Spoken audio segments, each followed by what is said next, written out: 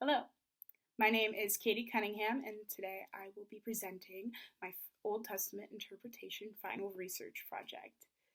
For this project, I chose to study Ruth the Moabite woman. I'm fascinated by Ruth because there are so many facets of her story that are completely made possible by her character. When Naomi asked her to go with her sister Oprah and leave, return to her homeland and her people, Ruth refused. She said to her, "Where you go, I will go, and where you stay, I will stay. Your people will become my people, and your God my God." And then after, when Ruth and Naomi returned to Israel, Ruth didn't wait around for a male relative of Naomi's to come in and save them. In ancient culture, 2 women alone would have been doomed for survival. But Ruth, knowing that it could be dangerous for her as a alien woman, stepped up and went out to work. She did this with faith in her heart, and because of her faith, God blessed her. And he provided for her plenty. More than enough for her Naomi to survive on, and a little extra too. The book is chronicled in Ruth's name, but she isn't mentioned until verse 4, almost as an afterthought. In the Zondervan Pictorial Bible Dictionary, edited by Merrill C. Tenney, many passages stuck out to me. But alas, I must pick 3. So I will paraphrase them. The first is found on page 549, detailing the Moabites.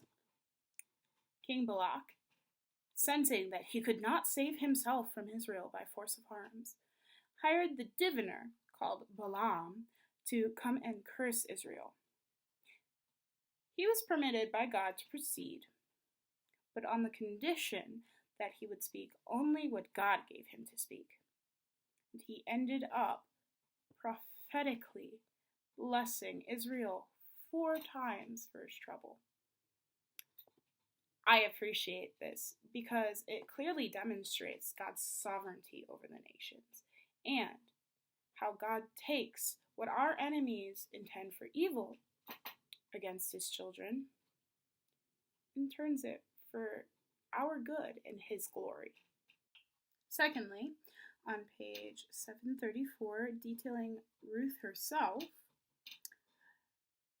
Ruth was wise enough to obey Boaz and Naomi, with the result that Boaz would take her to be his wife.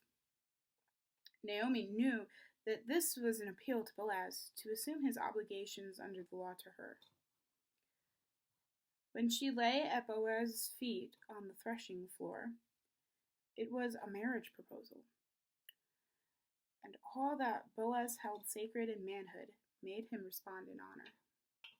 I find that even though the Israelites in the Old Testament are notorious for their continued sin and failures, how they relate to each other in our Bible stories that are so beloved are oftentimes teaching us how we should relate to God. Ruth probably had little to no understanding of Hebrew customs, and she probably didn't really know what Naomi was trying to do. She may have, she may not have. But she was obedient, and she trusted Naomi's plan nonetheless. This is how we should trust God when he asks us to do something we think strange, because even though we may not know what he's doing, God does.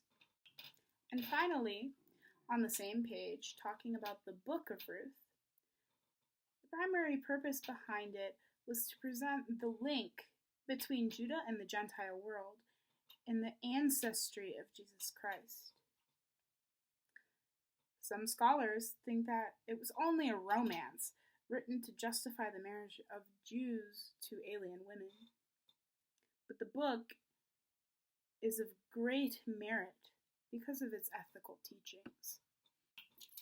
I strongly disagree with the scholars about Ruth's story because what I see is a beautiful analogy of our relationship with God. Ruth is obedient to Boaz, and Boaz loves Ruth and takes care of her, as is our relationship with God. Jesus is the bridegroom of the church, and we are his willing bride, to love, to cherish, to walk in relationship with and be with for eternity. He protects us, he provides for us, he meets our every need, and we love and obey him and willingly walk with him. And I think that's beautiful. Thank you.